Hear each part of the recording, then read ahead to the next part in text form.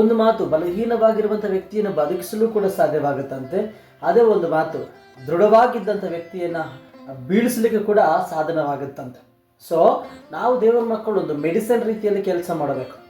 ಪ್ರಾರ್ಥನೆಯಿಂದ ಕೂಡಿದ ನಾವುಗಳು, ಪ್ರಾರ್ಥನೆ ವಾಕ್ಯ ನಮಗೆ ಮೆಡಿಸಿನ್ ಆಗಿ ದೇವರು ನಡೆಸಿರುವಾಗ ನಾವು ಇನ್ನೊಬ್ಬರ ಜೊತೆ ಯಾವಾಗ ಕಮ್ಯುನಿಕೇಟ್ ಮಾಡ್ತೀವೋ ನಮ್ಮ ಮಾತುಗಳು ಹಿತಕರವಾಗಿರಬೇಕು.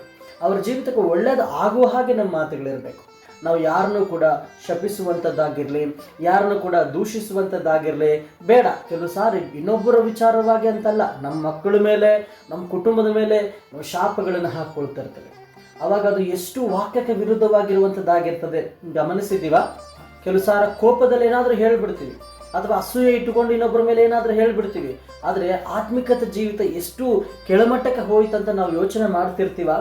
ದೇವರು ನಮ್ಮನ್ನು ಬೆಳಕುಗಳಂತ ಹೇಳಿದ್ದಾರೆ, ದೇವರು ನಮ್ಮನ್ನು ಉಪ್ಪು ಅಂತ ಹೇಳಿದ್ದಾರೆ. ಹಾಗಾದರೆ ನಾವು ಸಾಧ್ಯವಾದಷ್ಟು ಬೆಳಕಿನ ಗುಣ ತೋರಿಸಬೇಕು.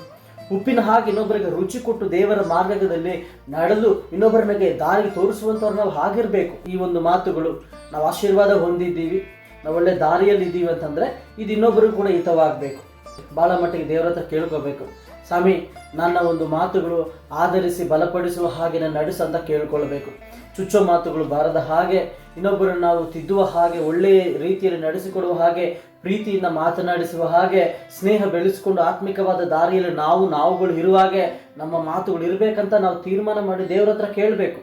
ಸಮಾಜದಲ್ಲಿ ಮಾತುಗಳು ಸಿಗುತ್ತೆ, ಪ್ರಯೋಜನಕ್ಕೆ ಬಾರದ ಮಾತುಗಳು.